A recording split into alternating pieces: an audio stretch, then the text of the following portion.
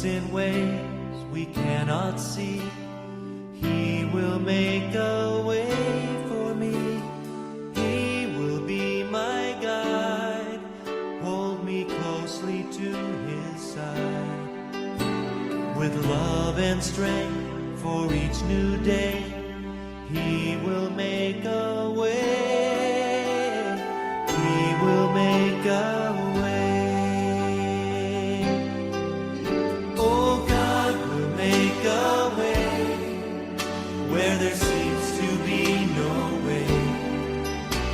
He works in ways we cannot see. He will make a way for me. He will be my guide. Hold me closely to his side. With love and strength for each new day, he will make a way. He will make a way. By a roadway in the wilderness, he'll lead me. Rivers in the desert will I see. Heaven and earth will fade, but his word will still remain. And he will do something new today. Oh, God will make a way where there seems to be no way. He works in ways we cannot see. He will make a way for me. He will be my guide. Hold me closely to his side. With love and strength for each new day, he will make a way. He will make a way. By a roadway in the wilderness, you lead me. Rivers in the desert will I see. Heaven and earth will fade, but his word will still remain. And he will do something new today. Oh, God will make a way where there seems to be no way. He works in ways we cannot see. He will make a way for me. He will be my guide. Hold me closely to his side. With love and strength for each new day, he will make a way. He will make a way. With love and strength for each new day, he will make a way. He will make a way.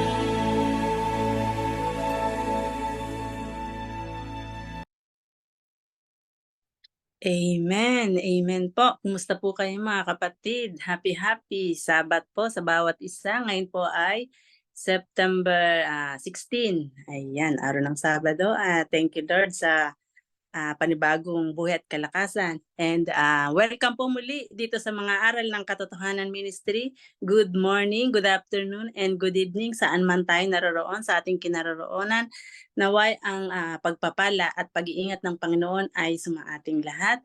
And praise the Lord sa panibagong araw ng Sabat, panibagong buhay at kalakasan na patuloy nating natatamasa ngayon upang tayo ay patuloy na magpuri at mag-aral ng salita ng Panginoon. And maraming pong salamat sa inyong mga kapatid, sa inyong walang sawang pagbibigay ng oras para sa gawain ng Panginoon. And bago ko po banggitin ang ating programa ngayong umaga, nais ko po munang batiin kayo isa-isa. unahin po muna natin ang ating admin na si Sister Joy Kitahara mula po sa Japan. Ayan, good afternoon. And si Brother Ray, ang ating pong palaging speaker. Ayan, thank you po Brother Ray sa like ka pong nandyan. And si Auntie Emmy, happy Sabat po. Si Sister Lilet Sampay dyan sa Saudi. And si Sister Micaela Haradal. Ayan. Thank you, Sister Mika. And si Sister Princess Aura Asitura mula rin sa Saudi. And si Sister Jenny Bida mula dyan sa Novaliches. Ayan, mga kapatid, thank you po. And ang atin pong program ngayong umaga ay pangunahan po tayo ng opening prayer ni Sister Mika. And makakarinig po tayo ng music offering mula po kay Sister Wilma. And ang ating company. tama po ba, Wilma? Opo. Okay po, thank you po. And ang atin pong, ayan po, si Brother Ray, ang ating pong speaker. Pagkatapos ni Brother Ray, meron po tayong madaliang picture taking. And pagkatapos ng picture taking, balik tayo sa question and answer or sharing. And ang atin pong mga prayer request, paki-chat box po para may sama sa ating closing prayer. And meron po tayong appeal song mula po sa ating admin na si Sister Joy Kitahara. Ayan mga kapatid, tayo po ay mag-umpisa na. Ibigay ko na po sa Sister Mika ang ating pong opening prayer. Opo. Dali. Iyuko po natin ang ating ulo at damhin ang presensya ng Panginoon. Dear Lord and Father of all, thank you for today. Thank you for the way in which you provide for us all. For your protection and love, we thank you. Help us to focus our heart and mind now on what we are about to learn. Inspire us by your Holy Spirit as we listen. Guide us by internal light as we discover more about the world around us. We ask all this in the name of Jesus. Amen. Amen, amen. Thank you, Sister Mika. And ngayon naman po ay ating mapapakinggan ang music offering mula po kay Sister Wilma. Opo. I-play mo na, Mami.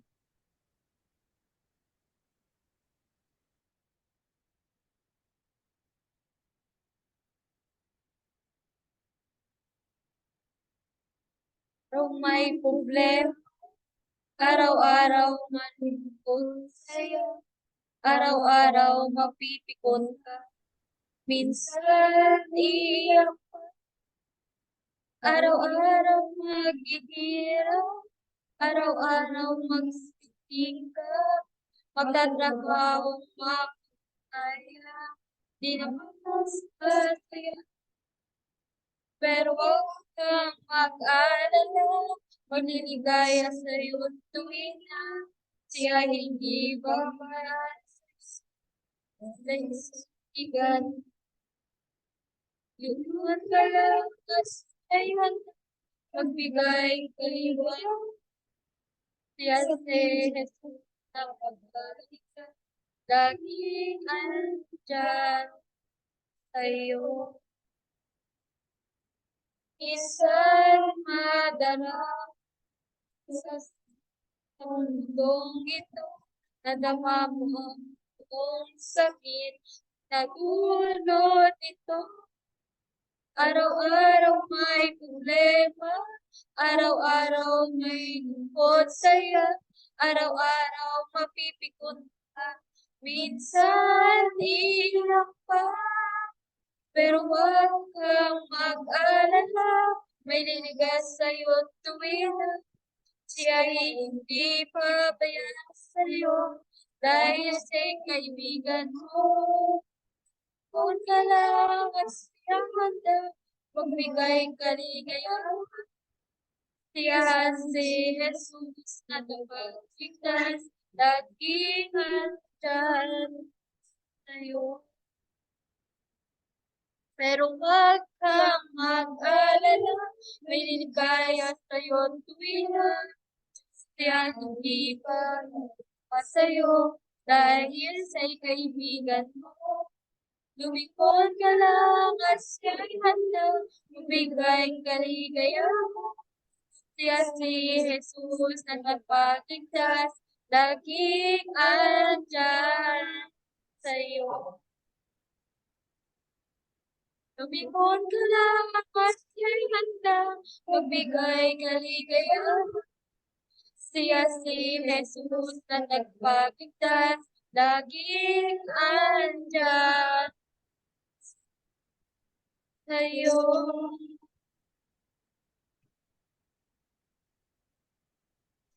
Amen. Amen. Amen. At Amen. Sister Wilma and Sister Mika and sa lahat po ng kasama nyo dyan. Happy Sabbath Happy and Sabbath po. gandang awitin. And gusto ko pong happy Sabbath si Sister Aina. Ayan, Sister Aina, kumusta po? Maraming po salamat sa pag-join. And ulitin ko lang po si Sister Lilet. Maraming po salamat. Lagi ka nang nagjo-join. Thank you so much po. Member ka na sa aming GC. Thank you Sister. Praise the Lord. And ngayon po, bigay ko na po sa ating pinakamamahal na Brother Ray ang panahon. Maraming salamat, Sister Maririna. Mahal ko kayong lahat. Gayon din ay maraming salamat sa panalangin ni Sister Mika at yung kanilang inawit na araw-araw. At alam po ninyo, narinig ko yan, kinanta nila maganda, no? Nung kami ay nagserbisyo sa patay dyan sa Tarlac, kinanta nila yan, napakaganda. Ngayon ay araw po ng Sabat, mga kapatid. At ngayon ay natanungan si Sister Maririna, ano ba ang topic mo, Brother Ray? Ang sabi ko nga kay Sister Maririna, pwede ba tayong mag-open forum kasi napakahaba na ng mga araw ng ating pag-aaral, minsan hindi natin na-entertain yung kanilang mga katanungan at gusto nilang malaman. Kaya ito po ang pagkakataon sa oras na ito every Saturday na nagkakaroon po tayo ng pag-aaral, mga katanungan na gusto pa ho nating malaman. Alam ko, Sister Princess, marami rin katanungan dyan. At kaya hindi si Lilet ay maganda ang katanungan niya kagabi, no? At si Sister Lilibet pala ay isang tribe, anong tribe ka, Sister Lilibet? Higaunon. Higaunon, Hindi naman Muslim yan, Hindi, kundi isang tribe. Tribe from Bukidnon, Kuya Ray. Ayun, from Bukidnon, Kaya tayo ay galing tayo sa iba't ibang mga lahi, bagamat tayo ay pinag-isa dito po sa Pilipinas. Kaya ang Pilipinas ay galing sa pangalan ni King Philip ng Spain at tayo pinagsama-sama. Gayunman tayo po'y mag-aaral, mga kapatid. Ngayon po ay araw ng Sabat, banal na araw sa ating Panginoon. Alam po ninyo itong pangingili ng araw ng Sabat, mga kapatid, ay isa sa magiging kontrobersyal sa mga huling araw. Hindi pa tayo dumarating doon sa tinatawag in the last days, yung tinatawag na the great controversial days, na sinasabi nga ng ating mga prophecy na darating ang araw na magkakaroon tayo ng tinatawag na enforcement of Sunday law. Sa aking paniniwala, mga kapatid, marahil pinaniniwalaan nyo ito, na ang Sunday law ay matagal na itong pirmado. Ibig sabihin, matagal na ito ini-implement sa lahat ng bansa. Kaya kapag dumarating ang Sunday, lahat ng halos ng bansa ay walang pasok, hindi po ba? Maging kila auntie sa Amerika, o ay darating ang kinabukasan ay Sunday, walang pasok.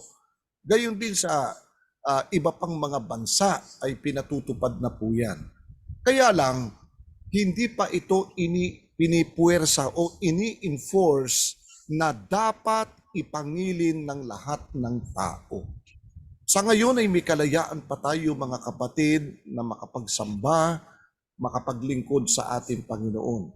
Kaya itong kalayaan na ito na ibinibigay pa ng Panginoon, ito yung sinasabi ni Apostol Pablo sa aklat ng Hebreo sa 10:25. Pakinggan natin. Dito po sa aklat ng Hebreo 10:25. Maganda yung iniaral ni Apostol Pablo. Ang sabi ganito, from the book of Hebrew, ang sabi niya, sa chapter 10 verse 25, itong kalayaan na binibigay pa sa atin ng panahon. Ano, ang sabi, teka muna, naglolo ko yung aking ano. Alright, itutuloy pa natin sa 25. Ang sabi ganito, na huwag nating pabayaan ang ating pagkakatipon gaya ng ugali ng iba, kundi mag-aralan sa isa't isa at lalo na kung inyong namamalas na nalalapit na ang araw. Ngayon pa lamang namamalas na nga natin eh. Misa nga Sister Joy nasasabi, ay talagang malapit na nga dumating ang Panginoon. Mga kapatid, kung dama natin ba individual, dama natin bawat isa na ang Panginoon ay malapit nang dumating. Ang sabi nga ng Panginoon, huwag na natin pabayaan itong chance na ito, yung freedom of religion, ay i-grab na po natin na tayo'y magpatuloy na sa pagsamba sa Panginoon.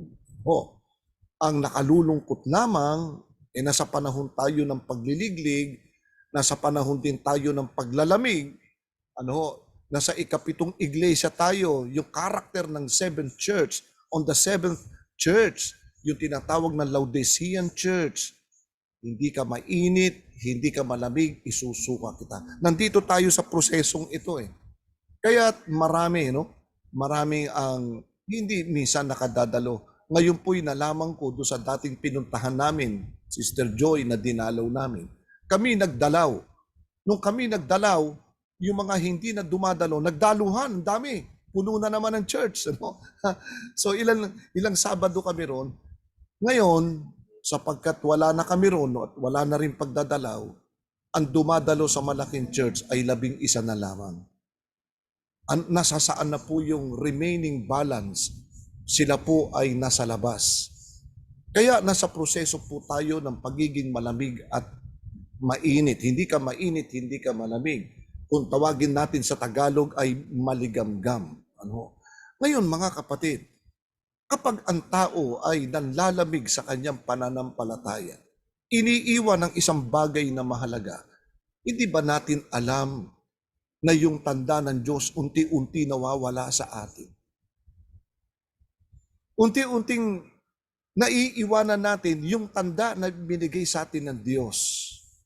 Unang-una, nung tinanggap natin ang Panginoon, tinatakan tayo sa pamamagitan ng banal na Espiritu Santo. The Holy Spirit is the mark of God.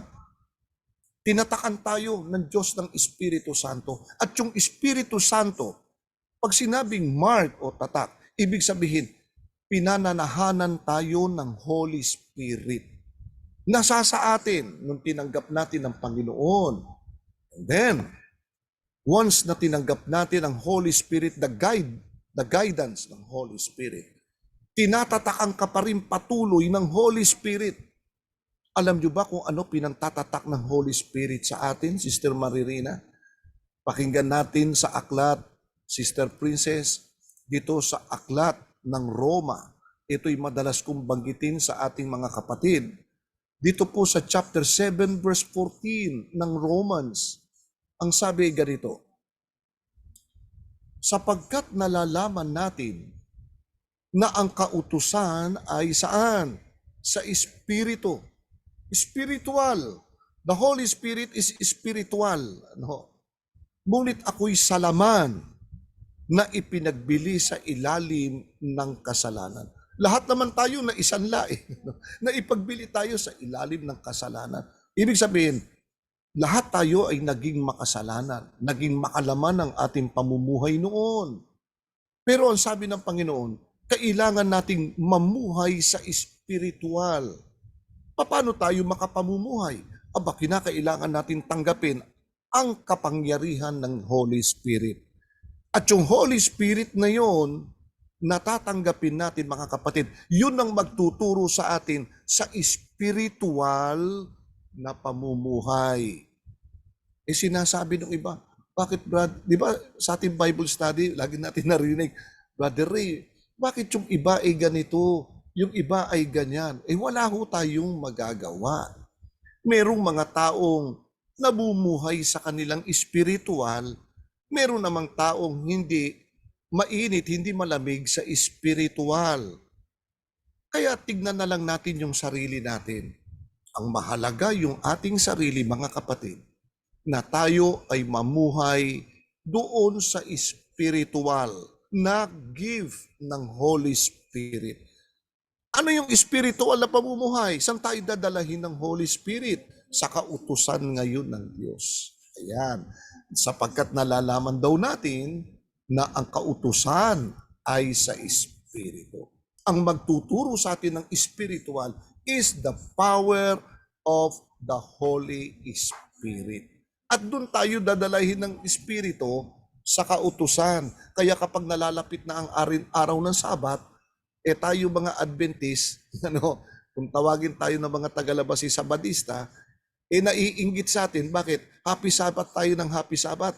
O sister, brother, Happy Sabbath. Sabi ng mga ibang relihiyon. Saan nyo mababasa sa Biblia yung Happy Sabbath? Aba, problema nyo yan, basta kami happy. Alam nyo mga kapatid, yung pagigili ng Sabat, happy ho yan eh. Pakinggan nyo sa 58:8 na ni Propeta Isaias, doon nakasulat yung Happy Sabat. Pakinggan natin. Hindi sila happy tuwing Sunday eh. Wala naman silang sinasabi na Happy Sunday. Pero meron tayo Happy Sabat. Tingnan ho natin sa isang banda. May binabanggit titignan ko sa New Translation ko sa Bible na mababasa po natin sa 58 ni Propeta Isaias. Ito, verse 12. Diyan din sa 58 verse 12 sa bagong salin ng aking Biblia. Tignan po natin, andito Happy Sabbath. Tignan natin. Tignan natin sandali. Ayan. Sa verse 13, ito na yung Happy Sabbath. Kung iyong iurong ang iyong paa sa Sabbath. Ayan. Sa paggawa ng iyong kalayawan, sa aking banal na kaarawan, iyong tawagin ang Sabat na kaluguran. Ano ba sabihin ng kaluguran? Kasiyahan. Hindi ba pagka sa English pagka masaya ka, di ba? Oh, you are so very happy. Happy tayo eh. Bakit? Dalulugod tayo do sa Sabat na ibinigay ng Panginoon. Bakit? Rest day, Wala tayong mga trabaho, maluwag tayo, nakakapangilin tayo sa Panginoon, nagkakaroon tayo ng fellowship sa loob ng church. Sa loob ng 1 week, hindi tayo nagkita, hindi tayo nagkaulayaw, hindi tayo nakapagkwentuhan, hindi tayo nakapagmarites. Kaya pagdating ng Saturday, makapagmamarites tayo. Ibig sabihin ng marites, kwentuhan kayo naman, oo. At natawagin daw natin ang Sabat na happy, kaluguran. At ang banal na Panginoon na marangal at iyong pararangalan na hindi ka lalakad sa iyong mga sariling lakad. Ni hahanap man ng iyong sariling kalayawan. Ni magsasalita, ito na yan Ni magsasalita ng iyong sariling salita. Kaya kung minsan narinig ako, "Uy, sister, kamusta na ba business natin?" Sabi ng sister, Sabat. Itabi muna natin yung business talking, So, yun po, kaya tayo, nalulungkot tayo, we are very happy every Sabbath, not only Sabbath day, every day we are happy. Lalo na pag dumating ang Sabbath, fellowship tayo, we are also happy. Kaya binabati natin ang bawat isa, Happy Sabbath, Sister Princess. Hindi tayo malungkot, alright? So yun po mga kapatid ang mensahe sa atin. Pakaingatan na po natin ang pagkakataong ito sapagkat darating in the last days. Mamimili po tao. Ang sabi sa Revelation 13, alalahanin po natin, verse 16, darating ang panahon na ang kapangyarihan ng hayop ay mag-aalis sa kalayaan ng pangrelihiyon, kundi magkakaroon siya ng kapangyarihan ang sino man hindi tatanggap ng kanyang tanda sa kanang kamay at noo, ay hindi ka makabibili o makapagbibili. mga kapatid, na sa proseso na po tayo ng kahirapan. Ang magiging topic na lamang ay ganito. Ang magiging topic na lamang ay about the economic problem sa buong mundo. Pag pinag-usapan ito ng United Nations, including the leaders of all religion in the last days, mga kapatid, sasabit po ang tinatawag na pangrelihiyon na usapin. At ito po'y balita ko sa Europa ay meron na rin ilang bahagi na tinatawag na parang Blue Sunday. Ano? Ibig sabihin ng Blue Sunday, sarado lahat ng establishment every Sunday. Wala nang babiyahe ng mga sasakyan sapagkat iniiwasan nila yung tinatawag na pollution. Ano? At ang mga tao ay malaya na makapagsasamba. Except Saturday. Saturday may working day. Kaya mamimili tayo. Andito na yung tinatawag na enforcement of Sunday worship. Mamimili ka. Saturday, working day. Samantalang ang Sunday is a holiday. At tawag ho nila ngayon sa Sunday, hindi na po Sunday worship ngayon. Sabbath day na po ang tawag nila sa Sunday. So nakikita na po natin ang unti-unting changes, development from political power going to religious power ng Vatican. Unti-unti po yan, kaya't mga kapatid, in the last days, marirealize natin, pag ito'y na-implement, sasabihin nyo, tama yung pinag-aralan natin. Now, magsanay na po tayo na tayo palaging dadalo, hindi lamang Saturday, kundi yung mga pagpupulong man na dapat po nating daluhan. And lastly, bago tayo magtapos at pagtanungan, huwag nating kaliligtaan na magbasa tayo ng Biblia. Every day, magbigay po tayo ng panahon na magbasa ng Biblia. Kung wala kang panahon sa gabi, sa umaga, kung wala sa umaga, sa gabi, kahit konti, ay basahin natin ang Biblia. At kung meron kayong katanungan, itanong po ninyo sa ating mga preacher at sa ating mga pastor. Okay? So yun po ang ating topic ngayong umaga, na ating panatilihin ang mainit na pagsamba sa ating Panginoon. Amen. Amen po, Brother Ray, sa napakagandang mensahe. Ayan, pansamantala po, tayo po ay dadako sa ating picture taking. Mabilisan lang po tayo bago tayo bumalik sa question and answer. Ayan mga kapatid, pahiram muna ng inyong mga camera para meron tayong picture. Ayan. Sige po, habang inaantay ko. Welcome pala kay Happy Sabbath, Sister Hilda. Ayan. Sister Aina. Ayan. Okay, bibilang na ako. Ay lang po 1, 2, 3. Wait lang po cellphone lang po to. 1, 2, and 3. Okay po, maraming pong salamat. Ayan, thank you sa inyong camera and beautiful smile. Ayan, thank you. Parang may humabol pa ron sa likod. Opo. Sige, may humabol sa likod. Ma'am, paisa po para po hindi po kasi kami nakumpleto kanina. Sige. Pero punta na bilis po. Bilisan niyo po. Ayan, para kumpleto. Ayan, sige. Okay. 1, yan, 2, and 3. Isa pa. Wow, thank you po. Ayan, maraming pong salamat sa inyo. Ayan.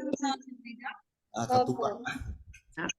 Po, ayan, tayo po ay balik na sa ating sharing, reflection, question and answer. Sino pong gustong mauna? Sister Princess, tawagin ko? Nag-lock ng window. Joke lang. Sister Princess. Joke. Sige, Sister Princess, ituloy mo na. Favorite kita eh. Magandang umaga sa ating lahat and happy Sabbath. Yung Sabbath. Kuya Rin, no, yung sinishare ko sa pamilya ko na ang tunay na pagsamba, pagpunta sa church ay Sabado. Tanong din niya sa akin, bakit daw, dati naman na ano namin, Linggo, bakit daw sinasabihan ko sila na Sabado? Ang sinabi ko lang, kasi nung hindi tayo nagbabasa ng Bible, nagpupunta lang tayo sa simbahan, hindi naman tayo, totoo yung nagsisimba ko, pero hindi ko naman naiintindihan yung sinasabi ng pare. Mag-sign of cross lang ako, manalangin konti, lalabas na, ganun ang ano namin. Kaya sinishare ko sa aking pamilya ko yari na sinabi ko ba ang tunay na pagsamba ay banal na sa Sabado at buong araw tayo sa simbahan. Sabi nila, isang oras nga lang di tayo makatagal sa Linggo. Sabi ng kapatid ko pa, anong gagawin natin sa simbahan? Buong araw tayo doon. Sabi niya yung, parang kinikwento ko ba yung natuklasan ko dito sa kanila. Ang sabi ko, pag makauwi ako, punta tayo sa simbahan ng SDA Church. Doon tayo mag-umpisang magtanong, kasi hindi pa ako nakapagsimba, Kuya Ray.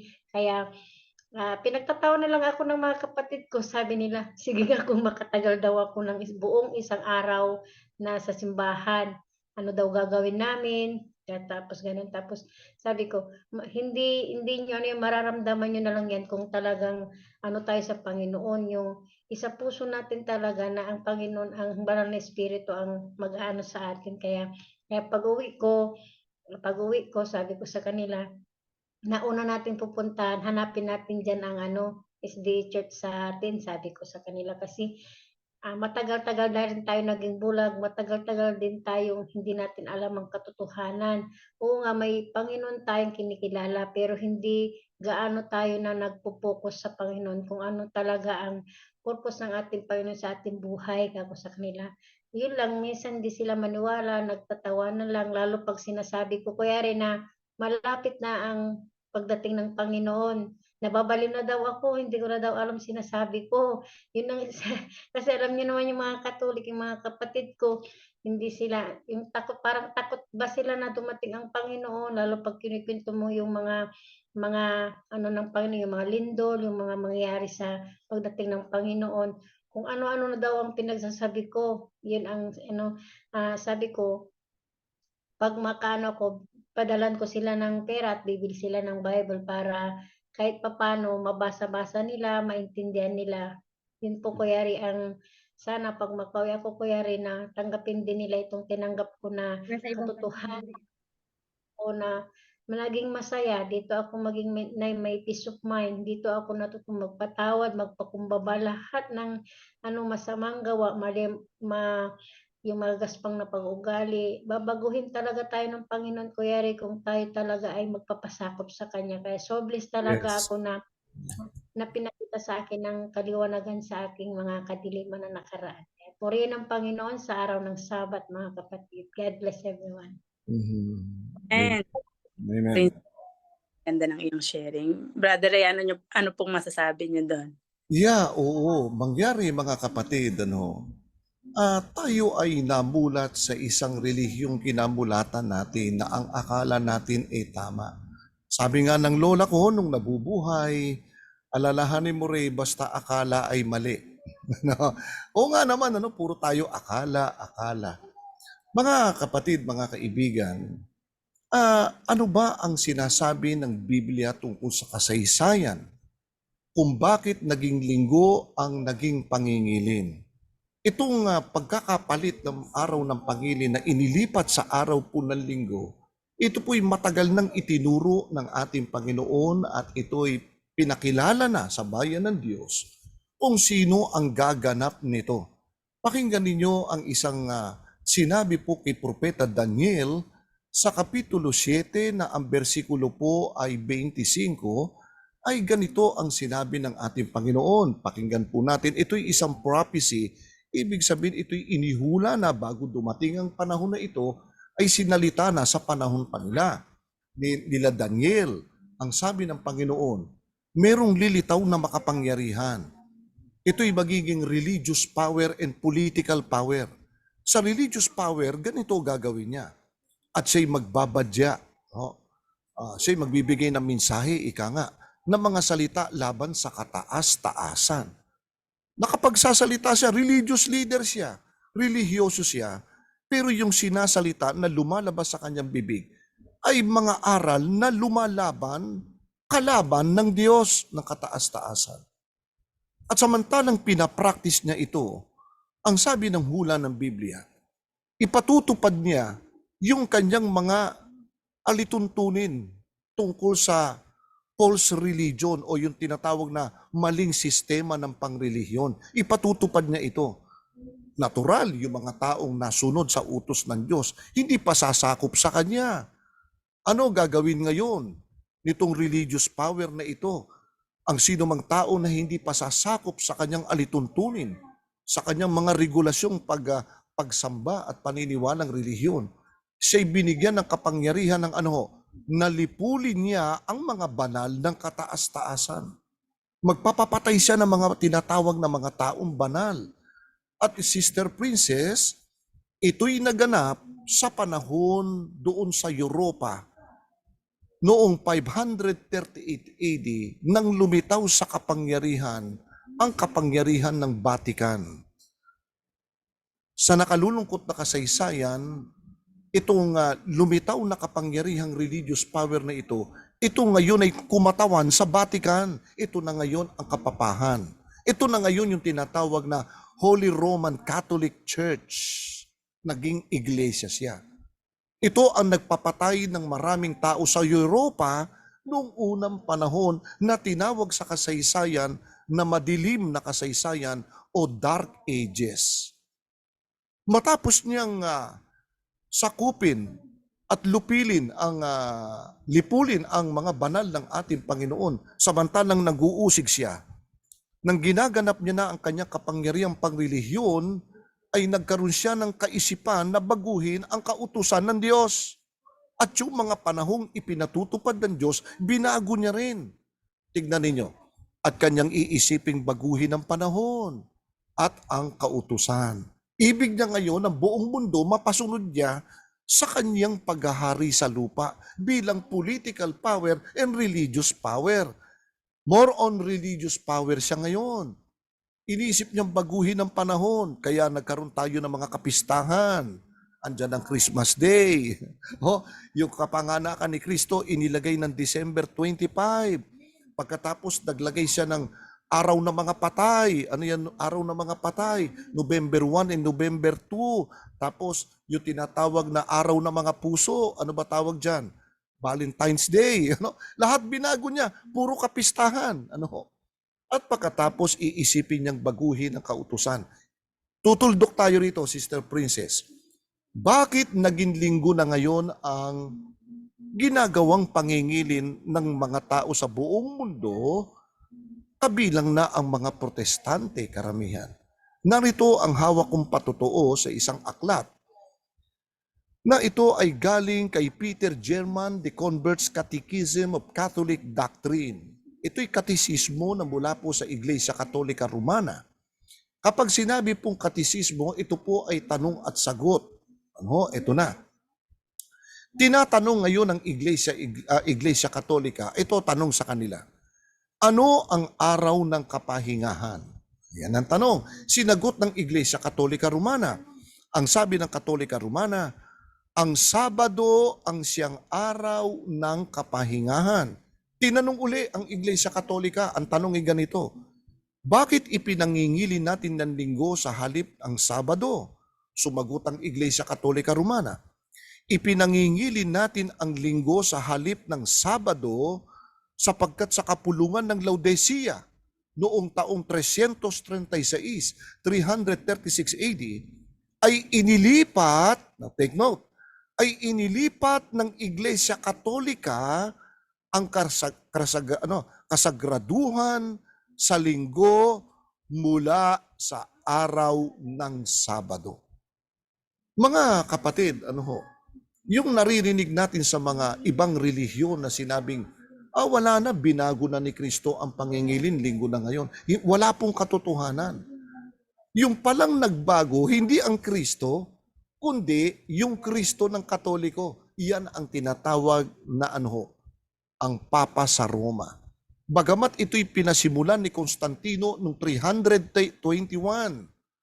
Naglabas si Constantino noong 331 ng isang batas, isang kautusan sa Roma na kanyang nasasakupan, na ang lahat ng taong nasasakupan niya ay kinakailangan ay magkaroon ng isang pangingilin o araw ng pagsamba. At ito nga ang tinatag niya, yung tinatawag na Deis Solis o yung araw ng araw.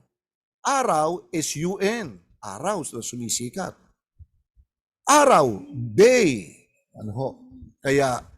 Kaya tinawag itong Sunday. Ayan. Ngayon, nung lumitaw sa kapangyarihan ngayon ng kapapahan, nung na-develop sila ngayon, noong taong 336, binuo ni Constantine ang Iglesia Katolika Romana. Ang tawag noon ay Catholic, hindi pa Roman Catholic, kundi Catholic Church pa lang sila ngayon. Nakipag-allied si Constantine sa mga Kristiyano. At samantalang nakikipag-allied siya, hindi sa pamamagitan ng pakikipagdigma, kundi nakipagkaibigan siya sa mga Kristiyano sa pamamagitan ng pakikipaglakip niya sa relihiyong Kristiyano. Ipinapasok niya unti-unti. Kaya nung 336, nagkaroon na ng kaisipan at kapangyarihan ang Papa sa Roma, ay kanyang inimplement sa Roman Catholic Church ang maging opisyal ang araw po ng linggo na pangingilin, hanggang sa naupo sila worldwide na kapangyarihan. Nagsimula sa Europa noong 538 AD, isinulong niya ang pangingilin ng linggo na inaccept ng maraming tao sa lupa. Yan po'y prophecy. Amen. Napakagandang paliwanag, Brother Ray. Sister Princess, ask ka. Sige. Tulad nung Kuya Ray, yung napag-aaralan natin kagabi sa Camp Daily, na sinare ko din, sabi ng kapatid ko, nilinis na daw, tapos yung sa pag-inom ng alak, nasa Bible din daw yung uminom ka ng alak dahil sa yung kalusugan din. Kaya gusto ko talagang maipaliwanag sa kanila ng maganda, Kuya Ray, ang lahat ng bagay na ito. Tapos, Kuya Ray, paano yung nanalangin po tayo, Kuya Ray, na kunwari parang ako na need ko ang financial needs, tapos biglang may tumama sa waiting, kalooban ba ng Panginoon yun? Bigay ba ng Panginoon yung kunwari, nangangailangan ako sa pamilya, tapos nagtaya sila ng waiting, tumama naman sila. Bigay ba ng Panginoon yun, Kuya Ray? Saan ba yung waiting na yan? Tataya. Mapunta ako. Laki maingay. Alright. Ganito yan, mga kapatid. Ang Diyos ay nagkakaloob. Si Satanas din ay nagkakaloob. Alam naman natin ang sugal ay nagmula yan sa Roma. Hindi ba? Paano nagsimula sa Roma at ipinangalat ito ng mga Spanish na nagdala ng relihiyong Roman Catholic Church? Nagsimula po yan at yan po'y nabulgar noong panahon na si Kristo'y pinako sa krus. Hindi ba yung kanyang damit, Sister Maririna, Sister Joy, pinagsugalan ng mga Romano? Dice pa yung ginagamit nila, di ba? Pinag-agawan nila yung damit ni Kristo at pinagsugalan. Hanggang sa ito ay kumalat sa buong mundo yung larong sugal. Kaya nga, yung salitang sugal ay yung parabagang may ibang terminology. Mamaya marirecall ko yun. Mga kapatid, ang sugal, alam natin hindi po sa Diyos yan. Hindi po sa Diyos yan. Alam natin sa demonyo. At ang demonyo po ay nagkakaloob. Pakinggan ninyo, nagpapanalo po sa sugal si Satanas eh. Pakinggan natin sa isang halimbawa na binanggit ng ating ng Biblia po sa Lucas Kapitulo 4 na ang bersikulo po ay 5 at 6. Ang sabi ni Satanas ay ganito, at iniakyat pa niya, inaakyat ni Satanas ang Panginoon at ipinakita sa kanya sa sandaling panahon ng lahat ng mga kaharian sa sanlibutan. Verse 6, at sinabi sa kanya ng Diablo, sa iyo'y ibibigay ko ang lahat ng kapamahalaang ito at ang kaluwalhatian nila, sapagkat ito'y naibigay na sa akin at ibibigay ko kung kanino ko ibig. So nakikita po natin na maging si Satanas, Sister Princess, ay nagkakaloob, nagpapanalo po yan. Saan? Sa wedding, saan? Sa beto-beto, tong-it, majong, lahat po ng sugal. Pag gustong panalunin ka ni Satanas, pananalunin ka. Ang tawag po dyan sa unang Timoteo, yan po ay pag-ibig sa salapi. Hindi ba? Kaya ka tumataya eh. Ako po ay naging manunugal din ako nung hindi pa ako Adventist. Lumalaro po ako ng Lucky 9. Ano nasa isip ko? Talunin ko yung mga kasama ko. Mapasa akin yung pera nila. Kaya ang tawag po dyan ay pag-ibig po sa salapi. At ang pag-ibig sa salapi, ang sabi sa unang Timoteo 6, ay ugat ng lahat ng kasalanan. Andyan na yung sugal. Papasok na ngayon ang sugal. Kaya bago tayo magsusugal, ang sabi ng Panginoon, kung tayo merong pangangailangan, gamitin natin ang tuhod, tayo ay manalangin. Hindi ba? Sa Kapitulo 6, versikulo 9 hanggang 11 ng Mateo, kung kayo mananalangin, Ama naming nasa langit ka, sambahin ang ngalan mo, dumating nawa kaharian mo. May portion doon na bigyan mo kami ng aming kakanin sa araw-araw. O di ba? So yun po, sa Diyos tayo lalapit at hihingi, Sister Princess, ng pangangailangan natin. Hindi po sa pamamagitan ng sugal. Dito po sa Bido Baliches, marami pong bingo. Amen. E-bingo, Sige, Kuya, electric. sabi nung tumama ako sa waiting, sabi niya. Tapos, salamat sa Diyos, sabi niya, nakabili na ako ng gatas. Ganun, ba't nagpapasalamat sa Diyos? Ganun ba? Na, hindi na lang ako umimik, Kuya. Hayaan na natin sila. Basta tuloy lang ang pangangaral sa kanila. Amen, amen. Sino pong gustong magtaas ang kamay? Sister Mika, dyan sa Bantog Church, baka meron pong may katanungan po. Huwag po kayong mahiya. Ayun. Ay, batiin ko lang po happy Sabbath po, Brother Bojo. Ayan, dito Si Brother Bojo. Oh. Ayan, Brother Bojo, baka may katanungan ka po. Sister Maririna, binabati ko. Nakikinig daw Sister Joy, si Pastor Manyalak at ang kanyang may bahay. Happy Sabbath po. Sa Bantog Church at Bantog iba pa Church. mga kasama natin sa Bantog ay Thank nakikinig you. po sa atin ngayon. Thank you po. Analysis ko sa napakinggan ko, hindi ka naman nagkakasala ron. Nagtatanong ka lang. Kini-question mo yung way ng pakikipag-communicate ng kabila, no? Yun ang sinasabi natin. Ang proseso sa inyo at sa lahat naman ng church ay meron tayong process. Hindi ka basta-basta tatanggap ng communication na, gusto namin mag-program dyan. Sige, punta ka na rito. Hindi tayo ganun. Meron tayong pamamaraan, may proseso tayo riyan. Kasi ang sabi sa 14:33 ng unang Korinto, ang Diyos ay hindi Diyos ng kaguluhan, kundi ito'y Diyos ng kapayapaan. Marahil yung nakausap nyo ay bagita o bagito sa mga paggawa ng programa. Mga kapatid, kapag meron tayong mga program, nakikipag-communicate ka muna kung maaari doon sa pastor. O kaya doon sa elders. Makikipag-usap muna tayo. Pastor or elder, maaari po ba kami, nakikiusap tayo maaari po ba kaming gumanap ng programa sa ganito, ganyan. So nagkakaroon ng communication. Pero kung tatawag ka, Sister Joy, sa Sabado nga pala magpuprograma kami dyan, okay ba? Mali ho yun, mali Siguro yung the way she talks, ay maaaring hindi maganda, hindi tamang pamamaraan. Yung po ang sinasabi naman sa atin, aral din sa atin yan, yung tinatawag na pananalita natin na sana'y magkaroon ng panlasang asin. Yan ang 4:6 ng Kolosas. Na ang ating pananalita may panlasang asin. So hindi kayo nagkakamali ron. Ang tama yung ginagawa ninyo, siya ay nagpo-propose ng isang program, ang gagawin na lang ninyo, sabihin mo, mag-antay ka muna, magbi-meeting muna kami. Titignan namin kung pwede. Kausapin nyo si pastor at ang mga elders, mag-meeting po kayo sa church board.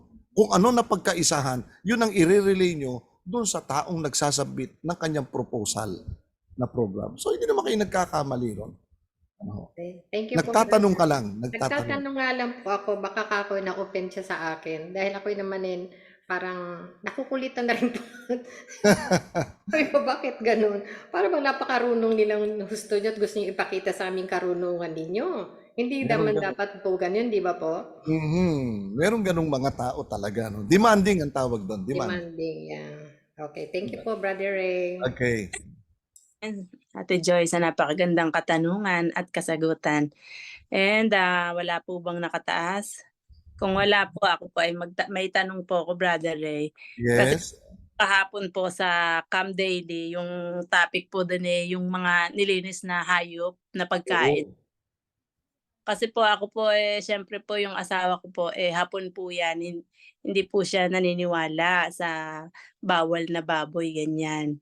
Kaya yung kanyang baon po kasi nagre-request siya kung anong gusto niyang pagkain ng ipapabaon ko sa kanya. So nagluluto po ako ng yung mga hotdogs, yung mga ganun po. Syempre baboy po 'yun. Yung mga nilalagay ko sa kanyang kasi yun naman ang gusto niyang kainin. Which is hindi ko sana ipapakain ng baboy kasi bawal po.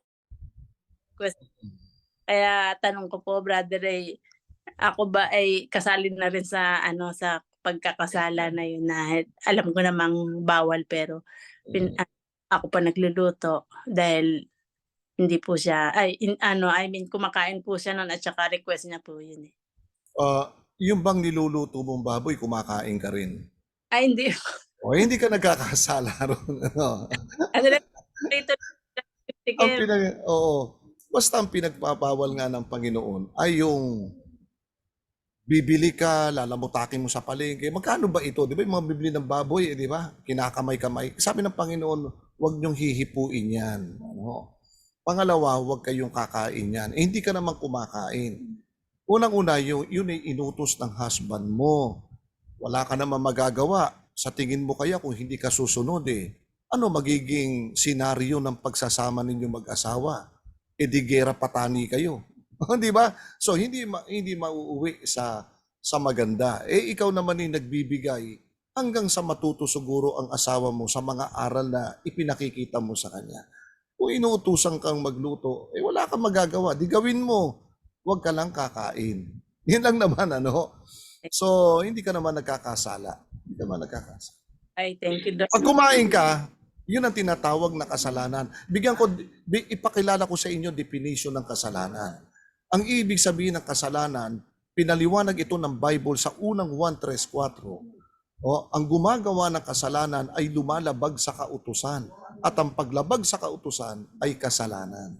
So, yun po ang ibig sabihin ng kasalanan. Hindi ka naman lumabag Hindi ka naman kumain. So, hindi ka nagkakasala. Yun lamang. Amen. Thank you po. Medyo may konting follow-up lang po, Brother Ray. Sige lang, Sister Marie. School po ng anak ko, meron pong doon po sila kumakain.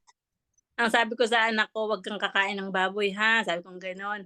Yun ang utos niya. Kaya pagdating sa school, hindi siya kakain ng baboy.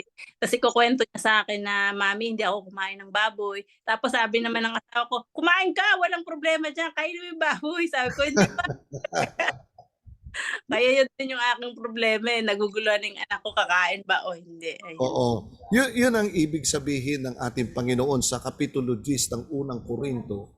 Huwag kayong makipamatok sa di kabilang sa pananampalataya. Yun sinasabi ni Apostol Pablo para walang gulo sa pagitan ng mag-asawa. Mahirap kasi yung magkaiba ang pananampalataya, Basahin niyo yung unang Korinto Kapitulo 7, the whole chapter. Ando doon ang problema. Ano po? The whole chapter ng chapter 7 ng 1 Corinthians. Pag-aralan niyo maigi yan, basahin niyo mamaya, At makikita niyo yung problem, na kapag ikaw'y nakipamatok, nakipag-asawa ka sa hindi mo kabilang sa pananampalataya, andun ang problema, May problema ron. Kaya pinaiiwas tayo hanggat maaari ng ating Panginoon na huwag tayong makisama sa hindi nating kabilang sa pananampalataya. Halimbawa, example lang ito, kapiraso lang. Adventist ako, Mag-aasawa ako ng Katoliko. Siyempre, pagka nanunuyo yan, lahat ng sumpa, lahat ng pangako gagawin. O, pati nga buwan, ipanunumpa sa iyo susungkitin ko pa No, makuha ka lang. Pero kapag nandyan, nagsama na kayo, unti-unti na yan. Lalabas na yan. Ganun-ganun ang gagawin. Kaya nagkakaroon ng problema. So, para walang problema, piliin mo yung kapananampalataya. Pero nandyan na tayo sa sitwasyon na yan, magtiis po tayo. Pero wag nating kalilimutan, mga kapatid, sa unang Pedro Kapitulo 3, versikulo 1 hanggang 4, ipakita pa rin natin yung kahinhinan natin bilang babaeng asawa. Sapagkat kahit sila kumakain ng baboy, Sister Maririna, pinagmamasdang kanyan, kung talagang totoong Adventist ka.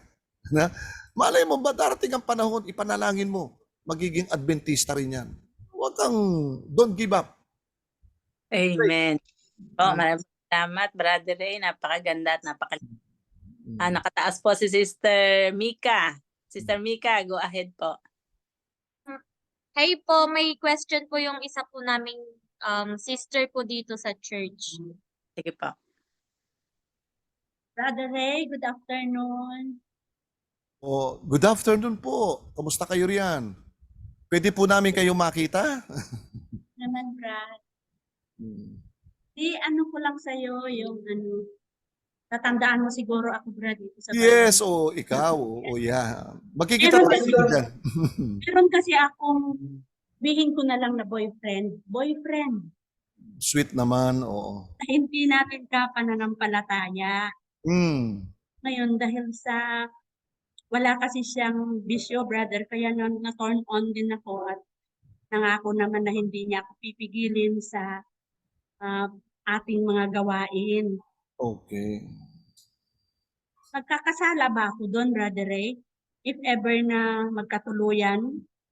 Teka muna. Ang sabi niya, hindi kanya pipigilan sa gawain mong Adventist. Paano naman siya? Ano gagawin niya? Sige lang, hayo ka lang. Kinakailangan. Kung Ano mahal kasi ka. siya, Brother Ray? Ano siya? Nasa Aklan siya. Ay, Dito naman ako sa akla. Tarlac. Oo, Tarlac Yes, ka ngayon, naman. Layo. Nakikita niya ngayon at nararamdaman niya na faithful ako, faithful servant. Yes. By whisper, my midweek at saka Sabbath. Ngayon, kung ano ako dito, ganyan din ako dyan pag uuwi ako dyan sa'yo. Sabi ko. Kaya pinapauna ko sa'yo na huwag mo ako pipigilan. Once na makita ko na magsasacrifice ang aking faith, babalik ako dito sa Tarlac, iiwanan kita, sabi ko sa kanya. Tungkot naman, oo. Ganito yan, sister, huwag ka makipag-compromise sa side mo lamang. Kinakailangan, dalawa kayo. Hingin mo yung compromise niya na kung talagang mahal mo ako, ang gusto ko, tayong dalawa ay maglilingkod sa Diyos. Hindi po ba? Maganda ho yun. Kesa yung ikaw lang ang naglilingkod, siya hindi. Eh, saan siya patungo? Hindi siya makakasama sa kaligtasan. Ikaw lang ang maliligtas na lalabas. Kinakailangan, isama mo rin po siya. At yan po'y mababasa nyo sa unang Pedro Kapitulo 3, versikulo 1 hanggang 3. Basahin nyo po mamaya yan. At kinakailangan ang ating makakasama ay hanggat maaari ay mahikayat din ninyo na sumama sa inyong pananampalataya. So hingin mo, if you love me truly, be part of my faith. Maging bahagi ka ng aking pananampalataya.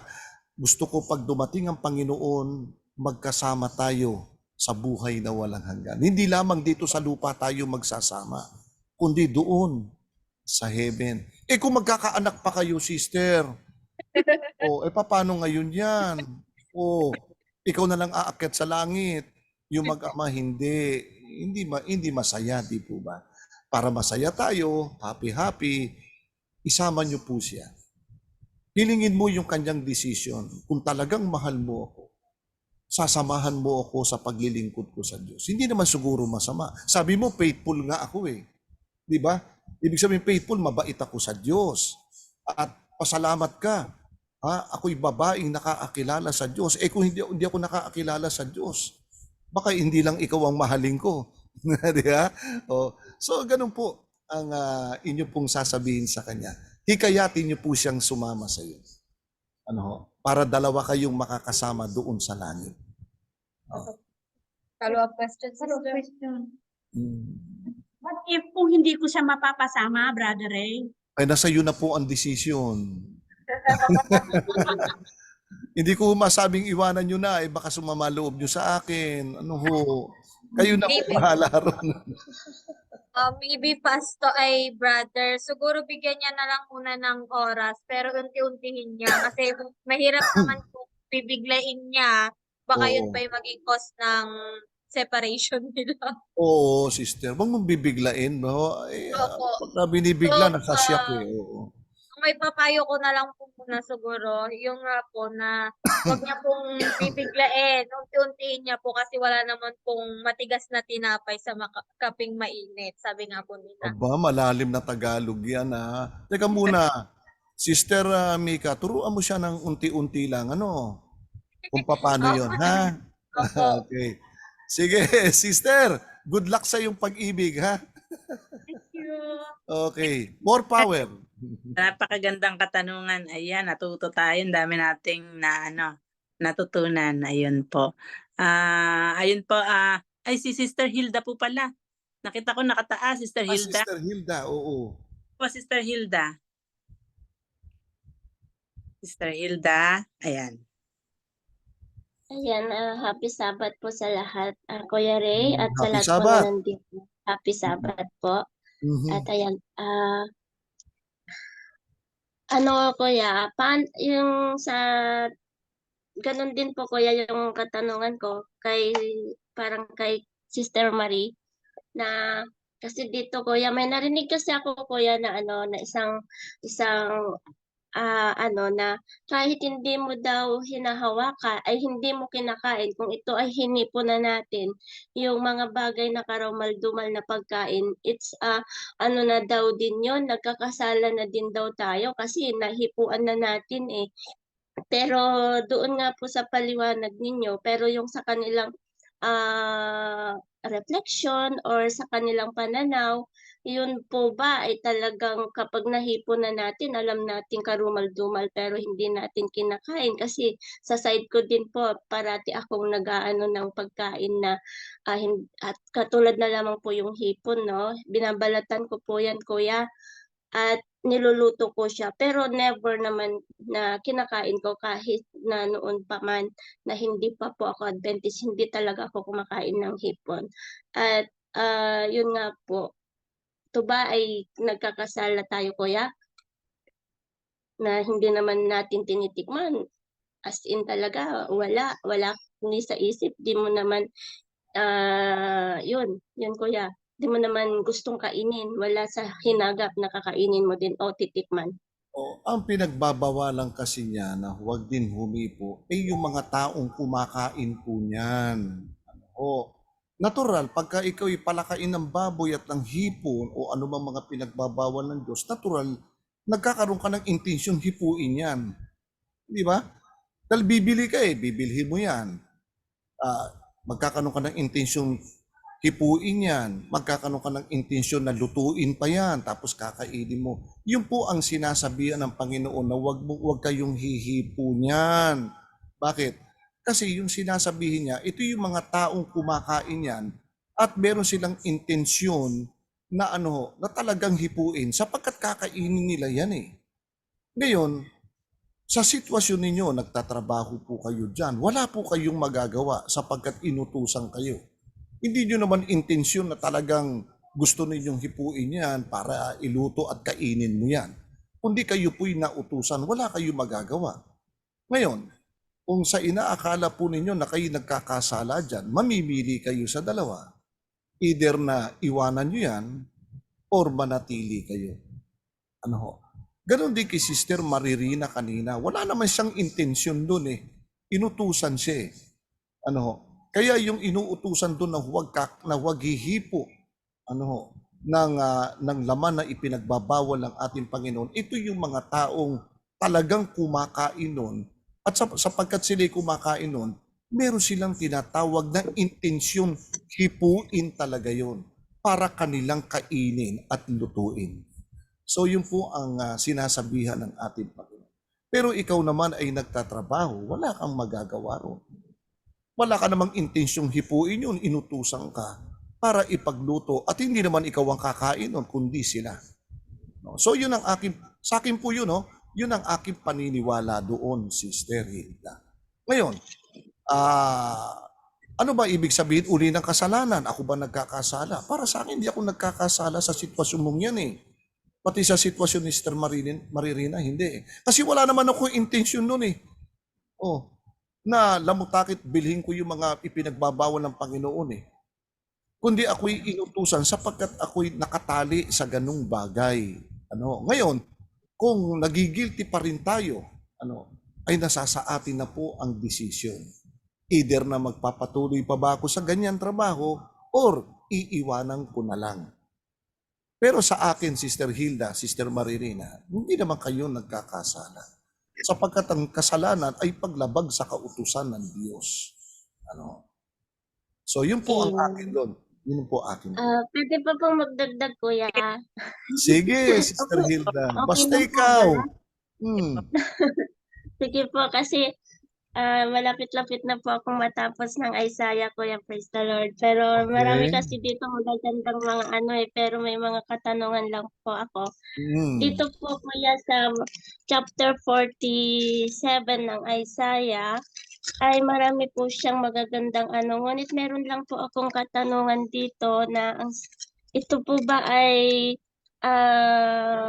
may kaugnayan sa pangalawang pagbabalik ng Panginoon, kasi dito ay kuya, sa mga bandang huli mula doon sa verse 12 hanggang sa pagtatapos niya po ng 15.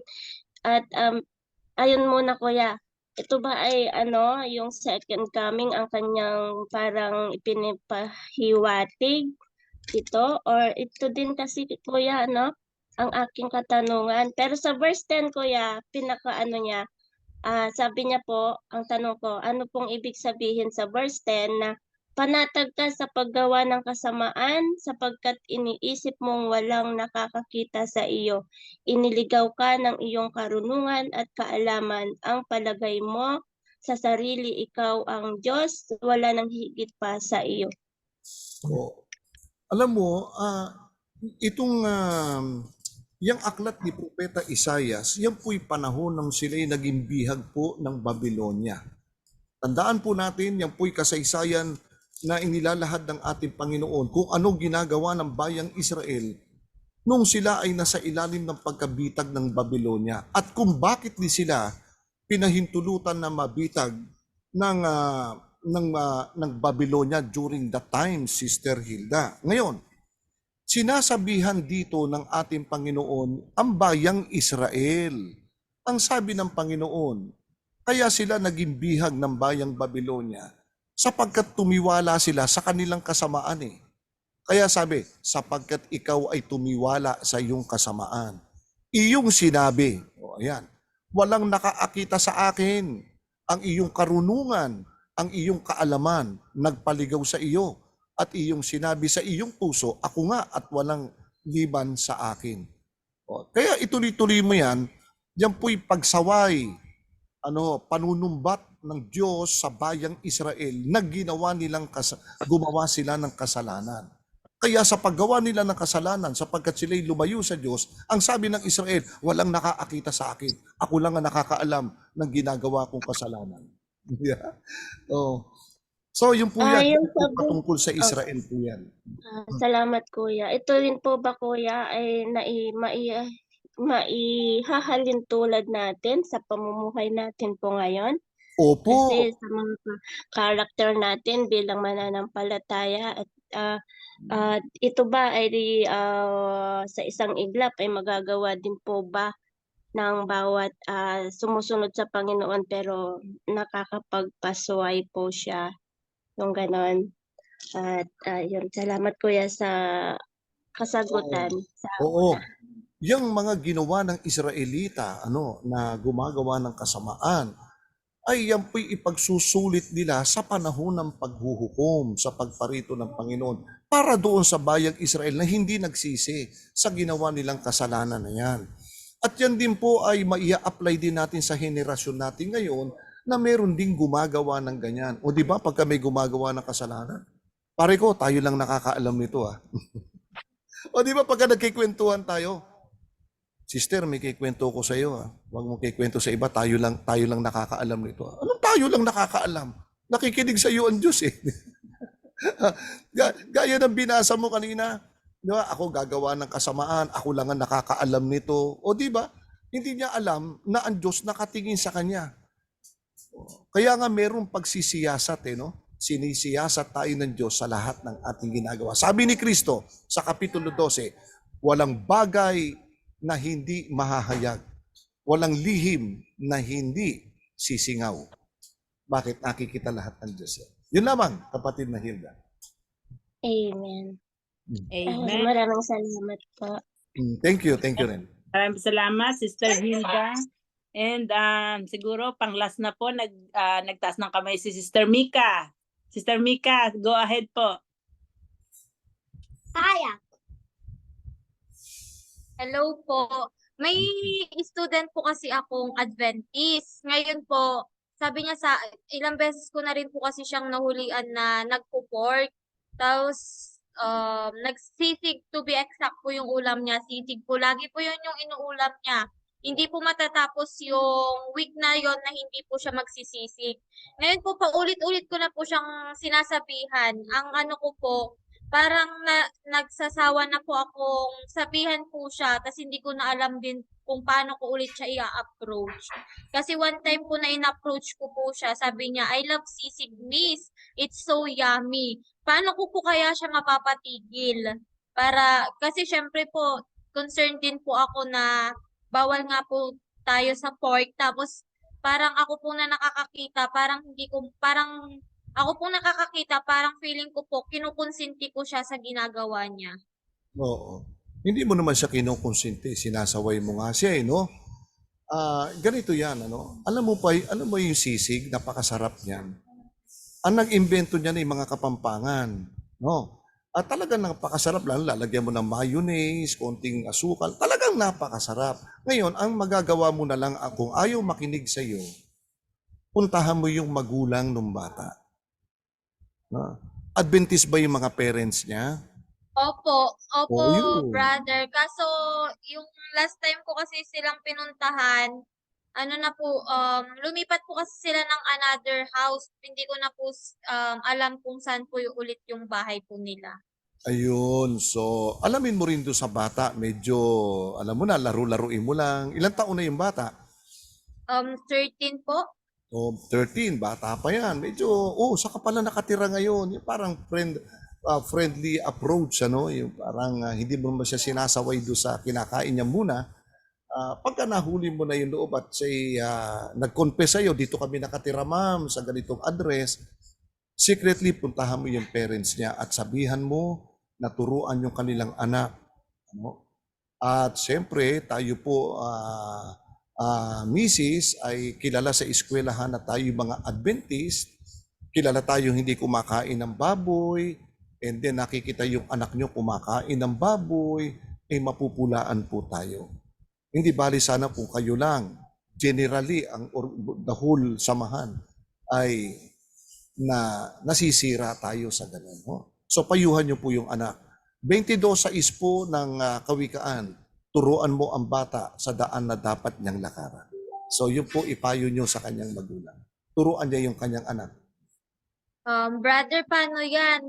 Baka kapag i-approach ko yung parent niya, yung mami niya po talaga yung nakakaintindihan po. Kasi yung daddy po niya kasi Espanyol po talaga, as in pure. Opo. Tapos na ganyan, ang ano ko po, baka mas lalo pong masira po yung health po ng mami niya. May condition po ngayon sa kanya na parang nagbe-breakdown po yung mami niya. Parang naanoan na po siya. May nervous breakdown. Opo, nervous breakdown. So, well, kung mapagtsatsagaan mo ang bata, kaibiganin mo siyang maigi, maging close sa iyo. And then habang siyempre close sa iyo, medyo unti-unti lang yung iyong pangaral sa kanya. Gaya ng sinabi mo kanina, huwag natin bibiglain. Oy, bawal yan ha. Hindi tayo makain yan. So hindi niya maintindihan yun. No, hindi niya ipaliwanag natin bakit bawal, no? Ano bang epekto nito sa katawan natin, no? So something like that. So kaibiganin natin maigi yung batang yun. Ang assess ko sa kanya kasi, brother, nung nung nalaman ko pong Adventist, talagang sumusunod naman po siya. Pero nung medyo nagkasakit na po yung mommy niya po, parang tawag na po nito, parang lumihis po siya ng landas. Kawawa naman ano.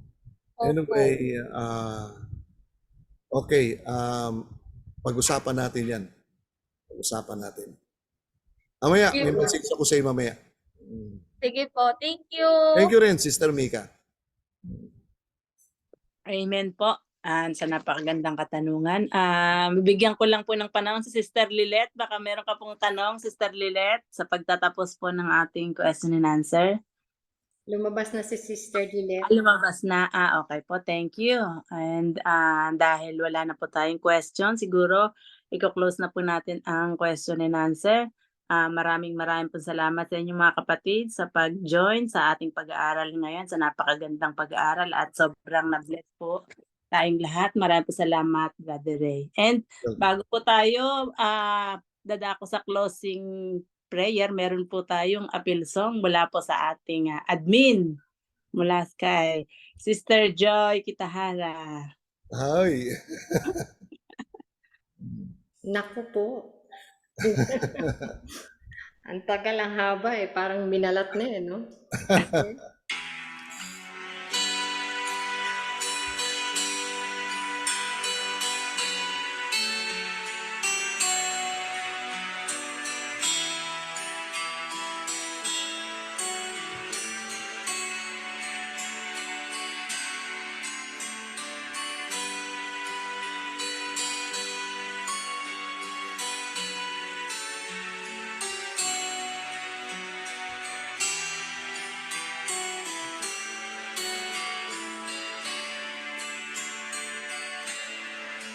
The Savior is waiting to enter your heart. Why don't you let him come in? There's nothing in this world to keep you apart. What is your answer to him? Time after time, he has waited before, and now he's waiting again to see if you're willing to open the door. Oh, how he wants to come in. If you take one step forward,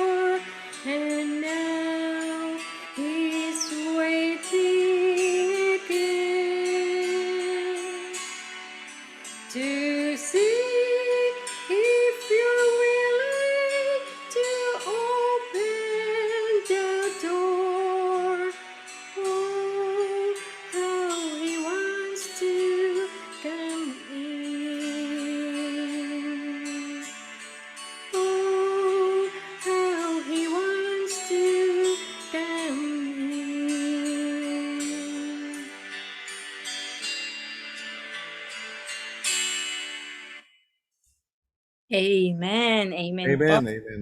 Lord. Thank you, Sister Joy. Sa Mhm. napaka-din. And wala po tayong prayer request. Brother Ray, kayo na pong General na lang. Okay po, bigay General. ko Brother Ray ang panahon. Okay, at tayo po'y manalangin, kapatid. Saglit lang ha. At ano tayo sandali. Tayo mananalangin.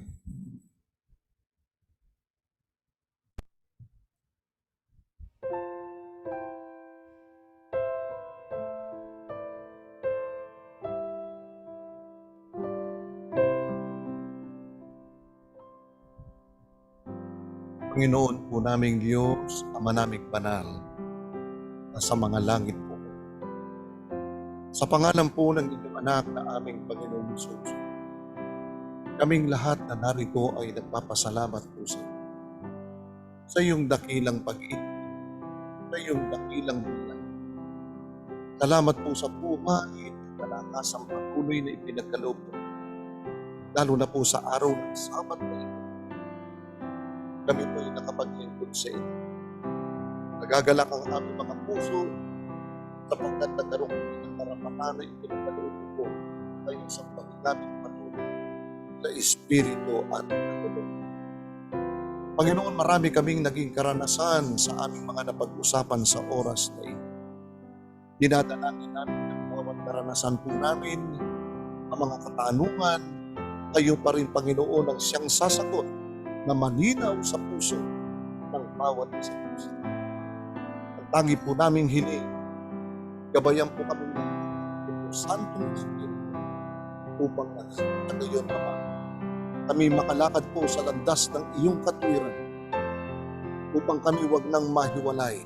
Magawa namin ang iyong kalooban upang ang aming pagsambay katanggap-tanggap, maging ang aming mga dalangin at ang aming mga salamat po sa inyong dakilang pag-ibig.